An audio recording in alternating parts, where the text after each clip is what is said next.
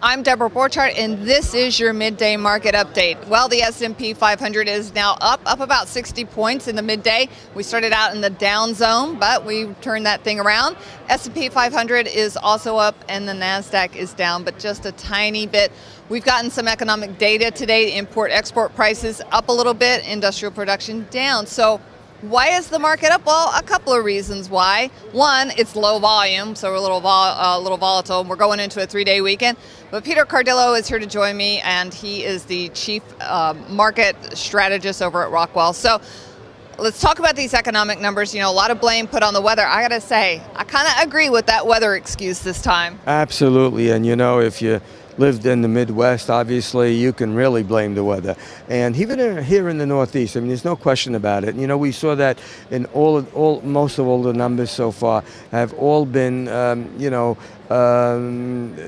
all been negatively impacted because of weather factors, and the most important ones obviously were retail sales. We saw that, but yet, you know, if you looked at today's consumer sentiment report, you see it was unchanged. So I think everyone really realizes it's not a real downturn in economic activity. It's a temporary factor due to the weather factors, and I think once we get into the springtime, you know, hopefully very soon, things will pick up again, and I'm very confident that, you know, this consumer's sentiment report indicates that we'll probably see consumer spending continuing to do well, and that's, you know, a basic ingredient for economic activity to improve. And so, yes, it's, I think, all weather related.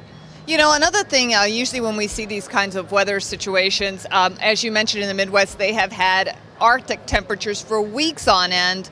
My in-laws have not been above zero for weeks. Energy, you know, normally when this happens, we see energy prices spike for increased demand, but we really haven't seen that this time around. That's right. You know, and if you look at the price of crude, it's been basically hanging around $100 here. Brent certainly hasn't moved very far. In fact, if you look between the disparity between Brent and crude oil, you see that the spread has narrowed significantly. And the reason for that is, while there is demand for oil, there's certainly enough of supplies. Now look at what happened with today's import prices. Up a bit, you know, but if you look at the petroleum index, they were actually down 0.3%. So inflation is certainly not a problem. And the fact that, you know, the U.S. is producing and becoming actually a net exporter of oil, I think is one of the reasons why we have not seen crude prices respond to this cold weather. In normal times, you know, you would see a real spike up in crude prices. We haven't seen that. We're seeing a price level that's responding to the global demand and certainly to the fact that there's ample amounts of supplies out there. All right, well, there you have it. We do have weather issues and weather blame going around, but everybody seems to say, you know what, I kind of agree with you this time. It is the weather. That's Peter Cardillo from Rockwell, and I'm Deborah Borchardt with The Street.